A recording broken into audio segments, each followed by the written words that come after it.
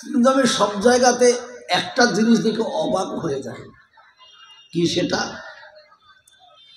জালসার দিনে মাদ্রাসাওয়ালারা যে খাবারটা তৈরি করে, তা তো যারা আসবে তাদেরকে খাওয়ানোর জন্য। কি গো, তাই তো নাকি? আপনারা এসেছেন, আপনাদের জন্য ব্যবস্থা করেছে, তাই তো? মাদ্রাসাওয়ালা যখন ডাকবে, ডেকে দেবে, তখন যাব। শুনলে মন খারাপ হবে আপনাদের, তবে হক কথাটাকে তিতো বলা হয়েছে। আপনারা মেহমান, মাদ্রাসা রান্না করেছে, মেহমানকে ডাকবে, যাবেন, মেহমান খাবে, তাই তো? কিন্তু এমন মেহমান তো জীবনে দেখিনি। বা ডাকবে না, কিছু বলবে না, অথচ হাঁড়িতে একটা ভাতও থাকবে না। একবারে জোর জবরদস্তি করে মাদ্রাসার গেট ভেঙে খাবে। এই মেহমানগুলো কোন মেহমান বাবা? আমাদের কিছু বুঝতে পারবি? হায় হায় হায়, এ বড় লজ্জার কথা বাবা। আমি প্রায় জায়গাতে বলি, তিনটে জাতির তিনটে জিনিস পছন্দ: হিন্দু, খ্রিস্টান আর মুসলমান। হিন্দুর পছন্দ হচ্ছে বাড়ি, খ্রিস্টানের পছন্দ হচ্ছে গাড়ি, আর মুসলমানের পছন্দ হচ্ছে হাঁড়ি। আপনি যে কোনো মুসলমানের বাড়িতে যাবেন, দেখবেন যদি পাকা ঘর হয় তো জানলার উপর একটা শামশেড থাকে, থাকে না?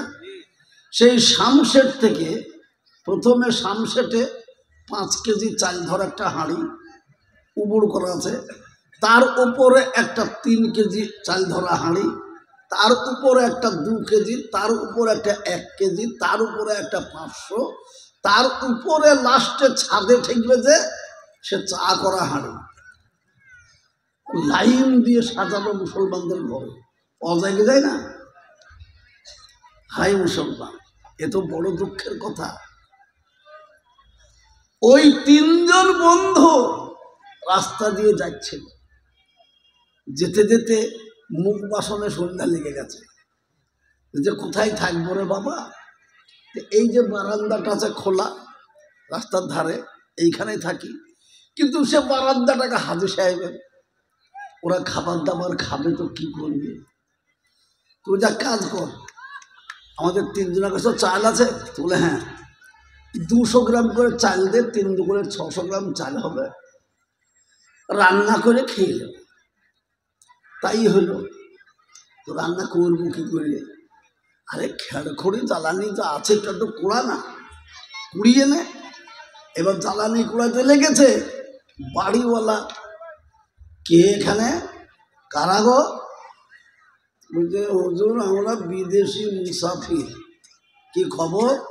এই রাত্রি লেগে গেছে, কোথায় যাবো, তাই আপনার এই বারান্দাটাতে রাত্রিতে থাকবো, তো দুটি খাবার খেতে হবে, তো তাই রান্না বান্নার জন্য জোগাড় জানতে করছি। তার মানে আমার বারান্দায় থাকবা আর তোমরা নিজে রান্না করে খাবা? এই মুখ বাসনে আমার বদনাম রটাবার চেষ্টা করছো? বন্ধ করো রান্না, আমি তোমাদেরকে খাবার দেব। কিন্তু মুসলমান, সে একটা চলতি কথাতে আছে, মুসলমান যাতে মাতাল হইতে পারে তালে ঠিক। সে বলছে হুজুর আমরা চালগুলো যে পানিতে ভিজিয়ে দিয়েছি ওসব বুঝি না, আমার খেতে হবে। তো বলছে হুজুর আপনারই খাওয়া হবে, তাহলে কাজ করুন, তরকারি আমার দরকার নাই, আপনি যদি একটু চিনি দিতেন তাহলে ওই ভাতে ফেলে দিয়ে একটু ক্ষীর পায়েস রান্না করে খেয়ে নিতাম। তোলে চিনি দে, চিনি দিয়েছে। বুঝে লোকটা তো ভালো। তো বলছে হাজু সাহেব একটু দুধ পাওয়া যেত না? হ্যাঁ দুধ হলে, দুধ দিয়েছে। আবার বলছে হুজুর একটা নারিকেল পেলে তো ভালো হতো। হ্যাঁ নারকেল লাও, দিয়ে দিয়েছে। এক কথায় বিখ্যাত পায়েস রান্না করতে যা যা মশলাপাতি লাগে না সব চেয়ে চুয়ে ম্যানেজ করে এবার রান্না চলছে। আর ভালো পায়েস রান্না করলে তার খুশবু তো বের হবেই, কি হবে না? এ মনে মনে ভাবছে কে মুসলমানটা, এই মাত্র তো 600 গ্রাম চাই, আর যা সুন্দর পায়েস হয়েছে, এ জান ভরে যদি খেতে চায় সবার তো হবে না। মনে মনে ভাবছে যাই করেই হোক গন্ডগোল লাগানোই চাই। এই বাবা দাঁড়িয়ে গেলে, এই খোকারা সেগুলো কারা মাঝে তালবেলি করা, কারা তোমরা দাঁড়িয়েছে, হঠাৎ দিকে হটো, বসো। ওইখানে বসো না, ওখানে বসলে আবার দাঁড়াবা। কবার বলবো তোমাকে, ভেতরে ঢোকো। সুবহানাল্লাহ। এবার মজা দেখেন, এ চিন্তা করছে গন্ডগোল লাগাইতেই হবে, চাকরি হোক। এবার রান্না বান্না হয়ে গেছে, তোর বলছে ভাই শোন, আমি মুসলমান, তুই হিন্দু আর তুই খ্রিস্টান, তিনজন তিন জাতি, যার বাড়িতে আছি সেটা মুসলমান, চেয়ে চুয়ে যত জিনিস আমি নিয়েছি সে আমি, রান্নাটাও করেছি আমি। তাহলে ভাইজান আগে আমি খাবো, খেয়ে যা বাঁচবে তোরা দুজন খাবি। এরা বলছে এ আবার কোন ধরনের কথা, চাল তো সমান তিনজনা, তো তুই আগে খাবি মানে? হ্যাঁ ভাই, ব্যবস্থা যখন চেয়ে চুয়ে আমি করেছি তো আগে আমি খাবো, তারপর তোরা খাবি। হবে না, গন্ডগোল। এইবার ওই সাজেশন দিচ্ছে, বলো শোনো কি, তিনজন তো তিন জাতি, বলে হ্যাঁ, আচ্ছা খাবার থাক, তিনজনে শুয়ে ঘুমাও, যে ভালো স্বপ্ন দেখবে সে আগে খাবে। তাই হলো, তিনজন বাবা শুয়ে পড়েছে। এই মুসলমানটা তো নাক ডাকছে, তো মনে হয়েছে জীবনেও চেতন পাবে না, এত জোরে নাক ডাকছে। এবার ঘুমিয়েছে, ঘুম থেকে একের পর এক উঠল, ওকে বলছে ওঠ, চোখে হাত দিয়ে উঠে, হ্যাঁ বল রে ভাই কি স্বপ্ন দেখেছিস বল। তো হিন্দুটা বলছে স্বর্গের দেবতা আমার কাছে এলো, এসবাকে বলছে বেয়াদব, এত ভালো খাবার রান্না করে রেখে কেউ ঘুমায়, খা। আমি বললাম হুজুর ভালো স্বপ্ন দেখতে হবে যে, ভালো স্বপ্ন? বলে হ্যাঁ চল, তোকে পাতালপুরীতে নিয়ে যাব, 33 কোটি দেবতার সঙ্গে সাক্ষাৎ মোলাকাত করাবো, স্বর্গ নরক সব দেখাবো, স্বয়ং ব্রহ্মার সঙ্গে তোর সাক্ষাৎ করাবো। আমাকে ভাই নিয়ে চলে গেল পাতালপুরীতে, সত্যিই তো একবার স্বর্গ নরক, সে কি জিনিস ভাই, তোকে আর কি বলবো রে, দেবতারাই বা কি দেবতা, তাই নাকি? তো বলে হ্যাঁ, তাহলে তুই তো মারাত্মক স্বপ্ন দেখেছিস। আচ্ছা তুই বলতো ভাই খ্রিস্টান, তুই কি দেখেছিস? বলে আমি শুয়েছিলাম, আমরা তো ঈসা নবীকে মানি, ঈসা নবী এসে বলছে বেয়াদব ভালো খাবার রান্না করে ঘুমাচ্ছিস কেন, খা। তুই ভালো স্বপ্ন দেখবো, ভালো স্বপ্ন? তুলে হ্যাঁ চল। আমাকে সত্যবক আসমানে নিয়ে গেল ভাই, নিয়ে যেয়ে আল্লাহর আরশ কুরসি সব দেখালো, আল্লাহর সঙ্গে মুলাকাত হলো, বেহেশত দোজখ সব দেখালো, তামাম ফেরেশতাদের সঙ্গে দেখা করে আমি ফিরে আসছি। সুবহানাল্লাহ, তাহলে তো মারাত্মক স্বপ্ন দেখেছিস রে। তো বলে হ্যাঁ। তো হিন্দুটা বলছে আমারও মারাত্মক, ওরও মারাত্মক, তো তুই কি দেখেছিস? সে দুঃখের কথা বলিস নি ভাই। বলে কেন? ঘুমিয়েছিলাম, ভালো স্বপ্ন দেখবো, তাল গাছের মতো লম্বা এক পালোয়ান, মাথাতে চুল তার পা পর্যন্ত, এই মোটা মোটা চুল বাবা, ওই বাঁশ বাগান থেকে একটা বড় বাঁশ কেটে নিয়ে এসে আমার এই পাঁজরে বাবা এমন এক গুতু মেরেছে, মেরে বলছে হোট বেয়াদব। কি হলো? ভালো খাবার রেখে ঘুমাচ্ছিস তার মানে? ভালো স্বপ্ন দেখবো, স্বপ্ন দেখতে হবে না, আগে খা। এবার ভাই কি বলবো বলো, জানো বাঁচে না, আর ও তো ছাড়ে না। খেতে লাগলাম ভাই, অর্ধেক হয়ে গেল, তখন বলছি তাহলে ওদের 2 দিনের জন্য থাক। এই মুসলমানের ছেলে, সুন্নত আদায় করবি, সব খা। জানও বাঁচে না, পেটে বাঁটে না, কি করব ভাই, খেতে লাগলাম। শেষে বলছে, মুসলমানের ছেলে চেটে মুছে খাবে, সুন্নত, খা। চেটে মুছেই খেতে হলো ভাই। তাই নাকি? বলে হ্যাঁ। তুই আমাদের ডাকিসনি? আমি কি কম চেষ্টা করেছি ভাই? খুঁজে পাবো কি করে? তুই তখন আসমানের উপরে আর তুই তো জমিনের নিচে, আমি খুঁজে পাবো কোথায় তোদেরকে? তাই নাকি? বলে হ্যাঁ। দেখেছেন তো মুসলমান যাতে মাতাল তালে। এরা বেশিরভাগ লোক এসেছে জালসাতে, আমি তখন থেকে দেখছি, সে সন্ধ্যা থেকে ওই ইয়ং ছেলেরা কটা পাতিলা হয়েছে, কহাড়ি হইল রে। কেউ কেউ আবার বলছে এখান থেকে 1 সেকেন্ড লড়বে না, হিলবে না, যখনই দেবে সবারই আগে মারবে। তারা মারতে এসেছে, বাকি কিছু করতে আসেনি। আল্লাহু আকবার। অরিজিনালি যারা জালসা শোনার জন্য আসে, তারা ওই খাবারের জন্য লড়াই করে না।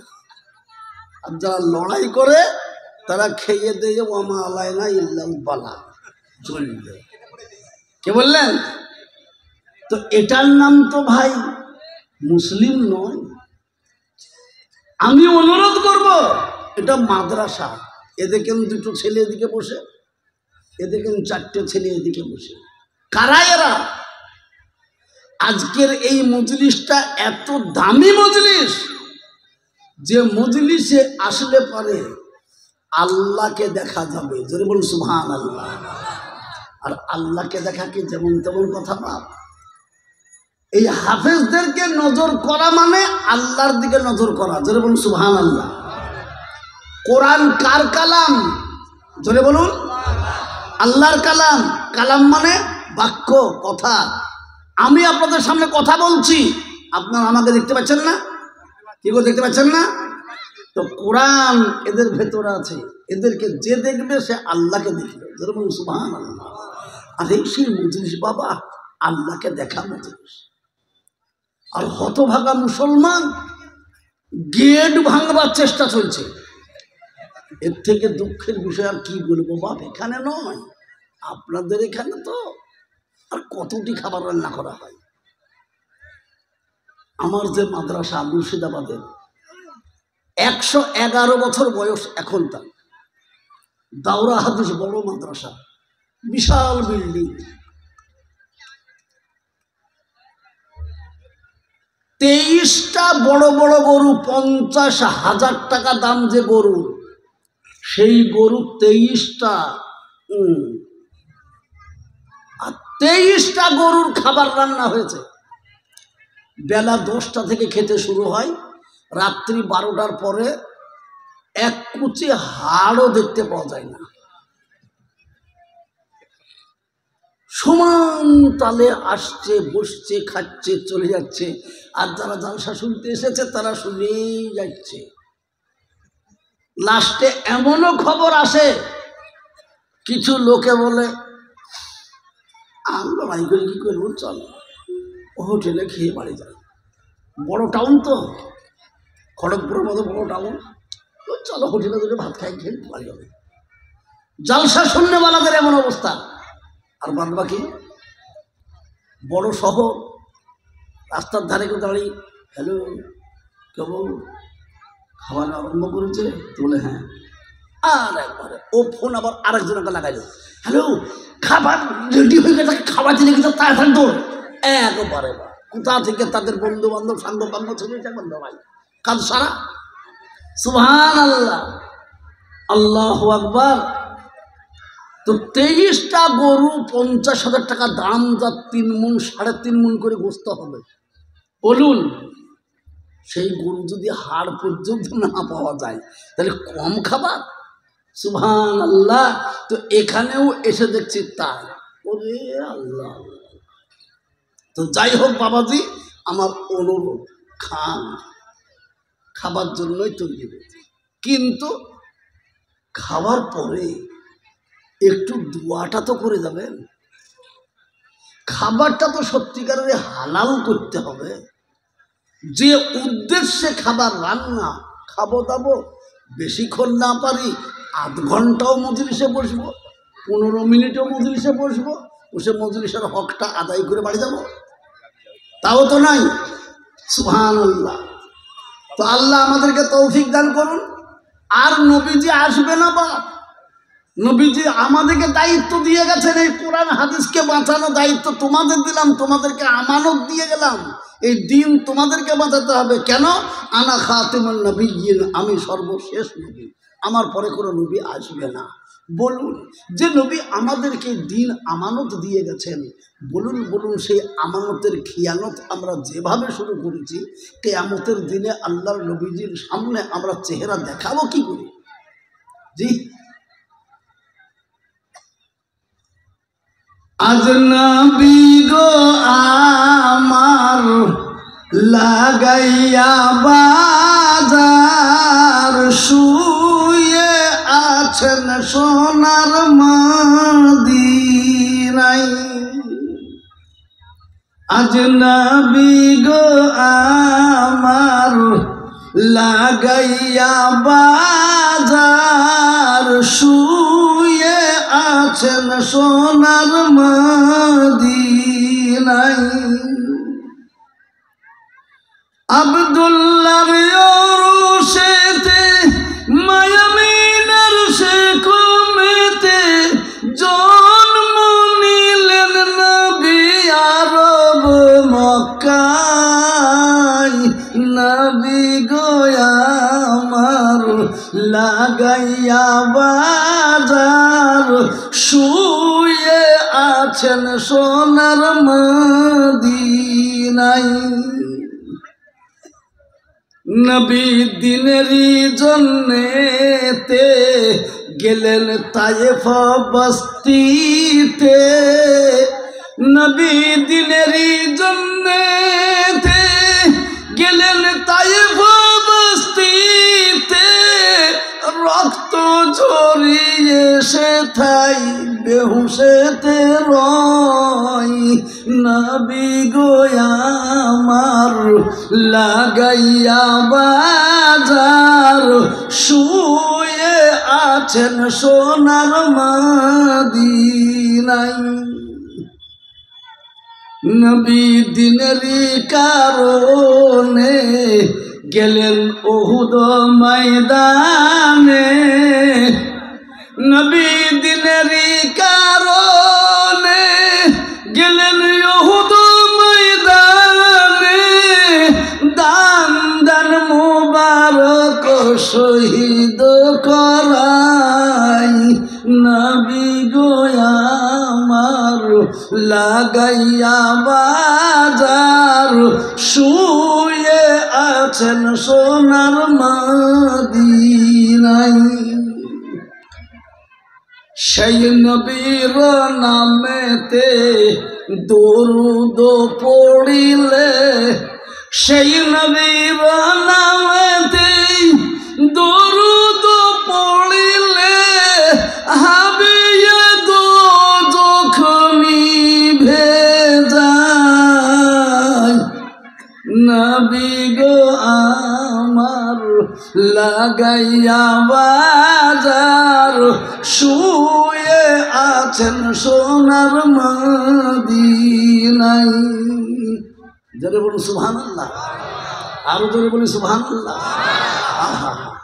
আজকে আমরা যাকে আপনজন ভাবি সেটা আমার পিতা মাতা, তারপরে আপনজন ভাবি আমার বিবি, তারপরে আপনজন ভাবি আমার সন্তানেরা। খোদার কসম নবীজি বলে গেছেন, আল্লাহও বলে দিয়েছেন, হাসরের মাঠে এমন অবস্থা হবে যেদিন মাথা থেকে অতি নিকটে সূর্য এসে যাবে, মাথার মগজগুলো গলে গলে ঘামের মতো নাক মুখ দিয়ে বের হবে, চতুর্দিকে বেটা বেটি বিবি বাল বাচ্চা আত্মীয় স্বজন থাকবে, কিন্তু সেদিন কেউ কাউরির সাহায্যের জন্য এগিয়ে আসবে না। প্রতিটি মানুষের জবানে থাকবে ইয়া নাফসি ইয়া নাফসি, আমার কি হবে, আমার কি হবে, আমার কি হবে। ওই দিন মহান আল্লাহ পাক বলবে, বান্দারে তোদের কাছে কোরআন পাঠিয়েছিলাম, ভুল করবি বলে সাহাবারা ছিলেন, ভুল করবে বলে তাবেঈনরা ছিলেন, সালফে সালেহিনরা ছিল, তারপরেও তোরা ভুল করবি বলে আলেম ওলামা হাফেজ কারীরা ছিল, তারা তোদেরকে বারবার বুঝিয়েছে, তবুও কেন তোমাদের বুঝে আসেনি? দিনকে আপন না করে তোমরা কাকে আপন বানিয়েছো? এখন যাও, যাদের জন্য তোমার পুরা জিন্দেগিটাকে ব্যয় করেছো, আজ তাদের কাছে তুমি কিছু পাও, একটু দেখো তো, যাও।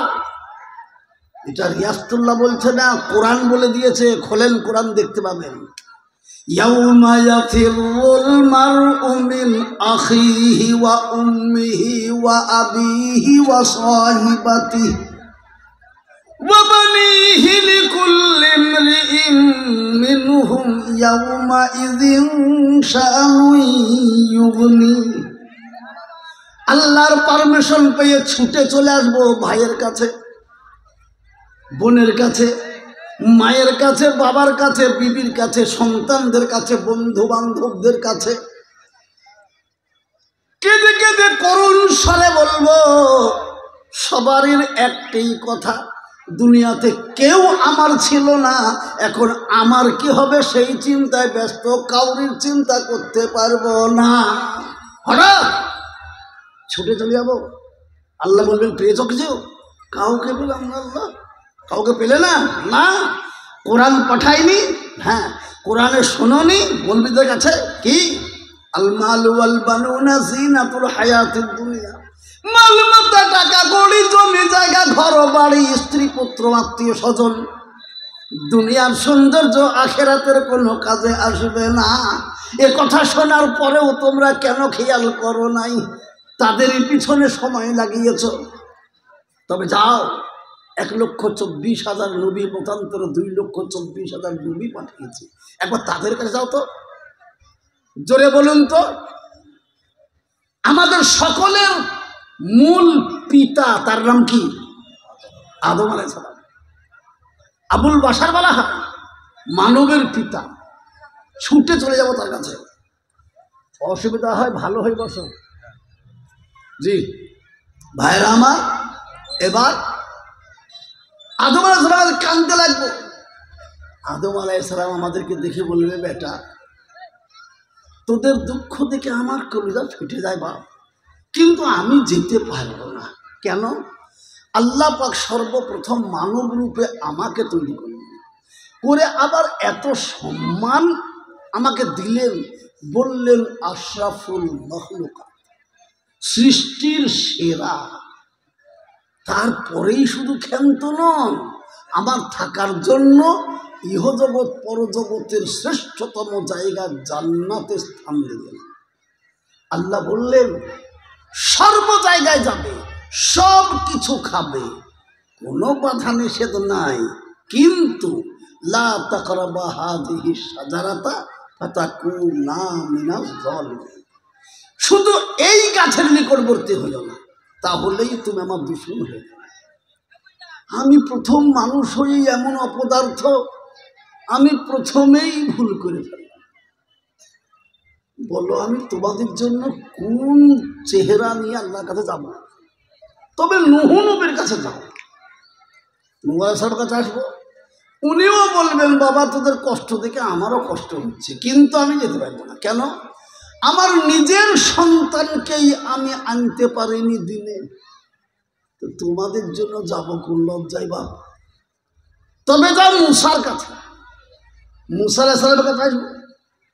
মুসা আলাইহিস সালামকে বলবো, তো উনিও বলবেন আপনাদের কষ্ট দেখে আমিও থাকতে পারছি না, কিন্তু আমার যে উপায় নাই বা, আমি তো প্রথম মার্ডার কেসের আসামি। সুবহানাল্লাহ। কি গো, মুসা আলাইহিস সালাম মার্ডার কেসের আসামি জানেন তো?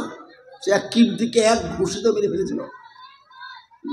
আমি তো আসামি, তো কি করে যাবো আল্লাহর সামনে?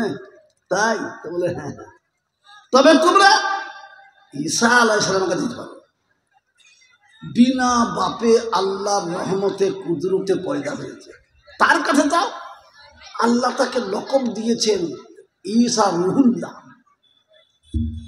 চলে আসবো ঈসা নবীর কাছে, এসে ওনাকে কেঁদে কেঁদে বলবো। উনি বলবেন, ভাই গো তোদের জোড়হাত করে বলছি, ভাই আমার উপায় নাই। কেন?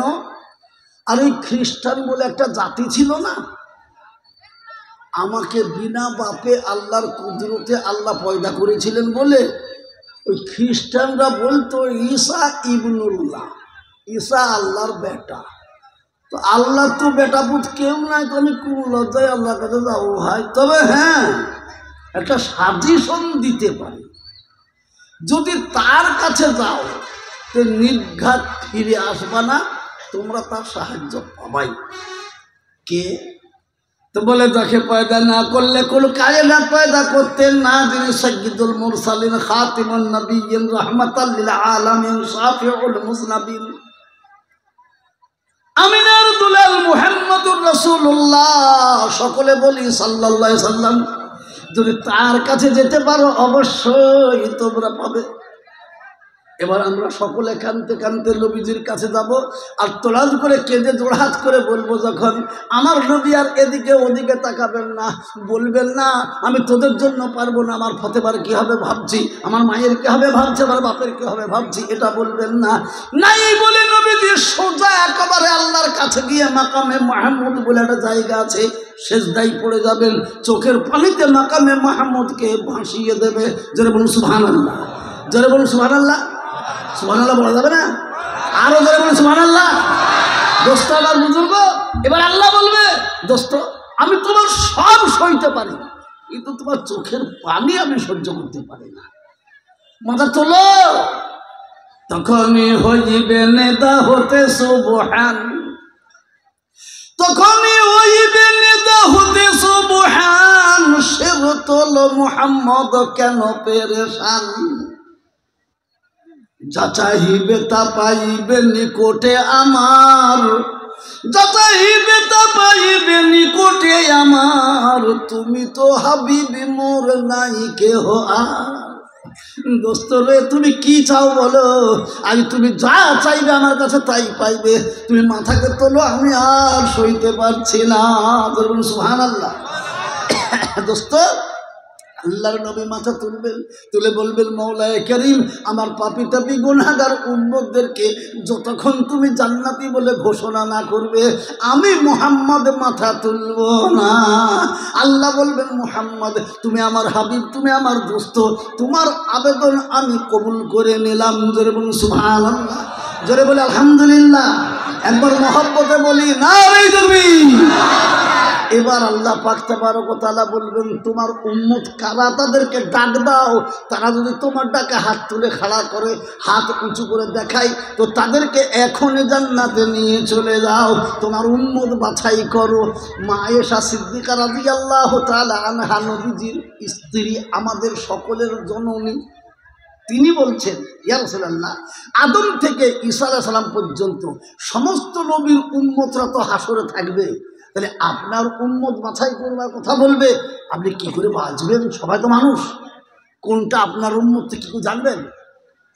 আল্লাহ রাসূল সাল্লাল্লাহু আলাইহি ওয়াসাল্লাম এমন একটা চমৎকার কথা বললেন, কি, আরে পাগলি, একটা ময়দান, খালি ময়দান, সেই ময়দানে যদি 1000 কালো রঙের ঘোড়া থাকে, আর একটা ঘোড়া যদি পাখরা, পাখরা বলেন তো, মাথা সাদা, কপাল সাদা, পেট সাদা, পেট সাদা, এইরকম একটা যদি ঘোড়া থাকে, তাকে চিনতে দেরি হবে? জোরে বলতে দেরি হবে না। তা আমার যারা উম্মত হবে, আয়েশা শুনে নাও, আমার যারা উম্মত হবে তারা গুররাম মুহাজ্জালিন হবে। তার মানে আমার উম্মতদের উপরে 5 ওয়াক্ত নামাজ ফরজ ছিল, ওই নামাজের জন্য ওযু করতে হতো, কোরআন তেলাওয়াতের জন্য ওযু করতে হতো। ওই ওযুর পানিগুলো শরীরের যে যে স্থানে স্পর্শ করেছে সেই স্থানগুলো আল্লাহর নূরের তাজাল্লিতে রড লাইটের মতো ঝলমল করবে, আর আমি দেখে বুঝে নেব এরাই আমার উম্মত। যারা বলুন সুবহানাল্লাহ, যারা বলুন সুবহানাল্লাহ। তাহলে এবার জোরে সোরে সবাই বলুন, আমি আজকে পরীক্ষা করে নিই আপনাদেরকে। কি বলেন? কোনোদিন পরীক্ষা করলে আজকে পরীক্ষা করবো। কি যারা 5 ওয়াক্ত প্রতিদিন নামাজ পড়েন তারাই কেবল হাত তুলেন দেখবেন, যারা প্রত্যেকদিন পড়েন তারাই।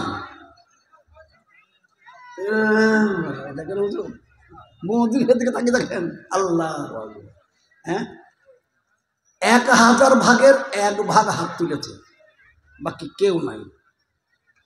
তাহলে নাই যখন নামাজি, অজুও নাই, আর অজু যখন নাই তো আমার নূরও জ্বলবে না। তাহলে আমাকে নবী চিনবেন কি করে? আবাবজি এবার জোরে বলুন। তাহলে আমি বলবো, অনুরোধ করব, আমরা যা ভুল করেছি আর জীবনে কোনো ভুল করব না। এরাদা করি, নিয়ত করি পাক্কা যে আজ থেকে ইচ্ছাকৃত আমরা নামাজ আর কাজা করব না। কই জোরে বলুন তো ইনশাল্লাহ। ইনশাল্লাহ একটু আস্তে হয়ে গেল, জোরে বলুন ইনশাল্লাহ। একবার মহব্বতের হাতে হাত উঁচু করে বলতে পারবো? একবার সবাই মিলে বলুন, আমরা নামাজ কাজা করবো না ইনশাল্লাহ।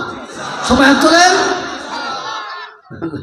হাত নামাই, সুবহানাল্লাহ। মাঝখানে কিছু মানুষ ভাবছে এত লোকের ভেতর আমি যদি হাত না তুলি হুজুর দেখতে পাবে না। আরে আমি দেখতে পাই আর না পাই, যিনি দেখার তিনি দেখবেন কিনা? কে তিনি? আল্লাহ। আল্লাহ দেখতে পাবে কিনা? জোরে বলুন, পাবে কিনা? 1 নম্বর। 2 নম্বর, প্রত্যেকটা মানুষের ঘাড়ে মোহরি বসিয়ে রেখেছে কেরামান কাতেবে। হ্যাঁ, হাত তুলবো তো সে তো লিখবে, আর হাত তুলবো না তো সে লিখবে না। পরিষ্কার ভাষা। এক বাংলা কবি বলছেন কি জানেন? সবাই বলে আমায় ভালো, আমি জানি কি। ভালো করে শোনেন, শুনছেন তো? সবাই বলে আমায় ভালো, আমি জানি কি। আমার মনের গোপন খবর জানেন আল্লাহজি। আলোতে আধারে নির্জনেতে, আলোতে আধারে নির্জনেতে কোথা কি করেছি আমি সব জানে সে। তারই চোখেতে কেউ যাবে না ফাঁকি, আমি জানি কি।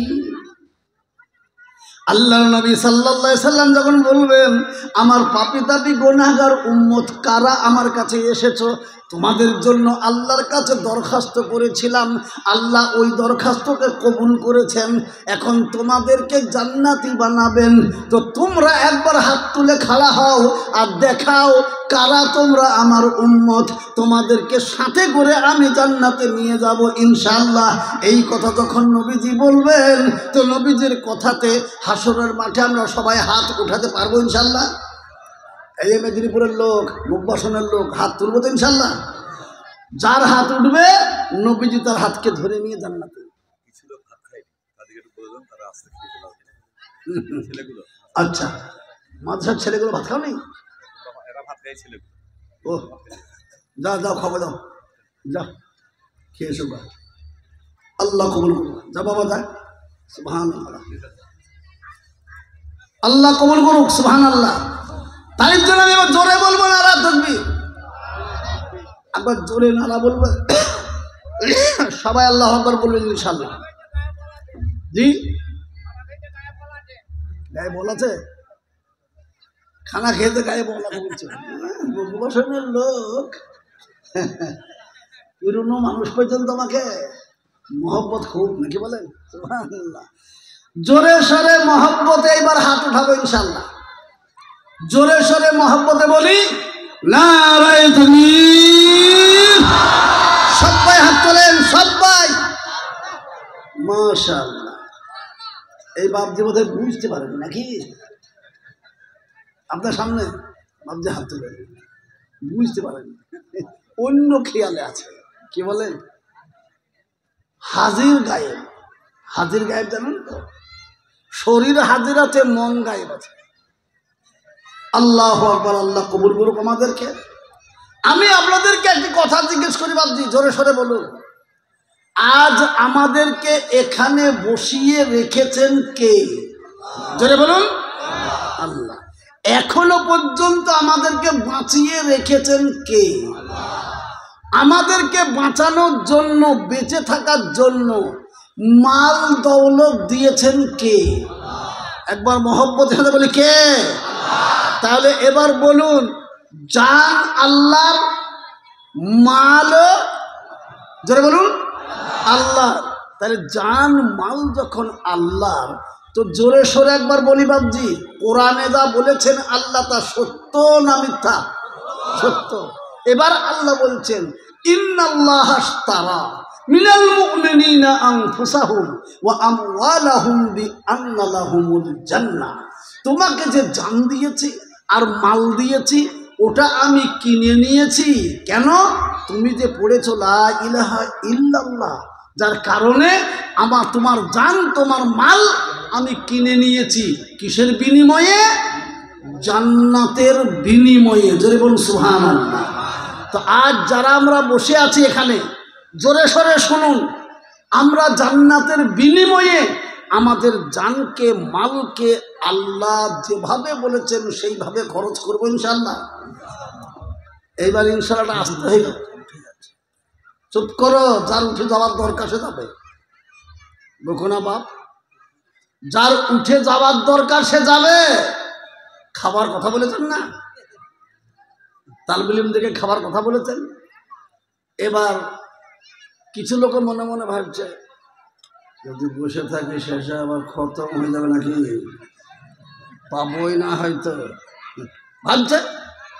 ওই জন্য উঠবে।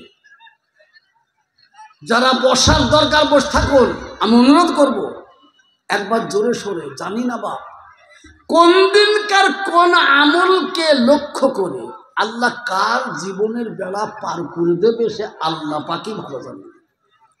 সেই জন্য নবীজি বলে গেছেন, শোনেন ভালো করে, আল্লাহ পাক কোরআন ডাইরেক্ট আল্লাহর কিতাব। কার কিতাব গো? আল্লাহ। আর হাদিস নবীজির কিতাব। কিন্তু ডাইরেক্ট আল্লাহর কালাম কোরআন, ইনডাইরেক্ট হাদিসটাও কিন্তু আল্লাহরই কালাম। যেটা বলুন সুবহানাল্লাহ। এই জন্য তো এসেছে একটা ওহিয়ে মতলু, একটা ওহিয়ে গায়ের মতলু।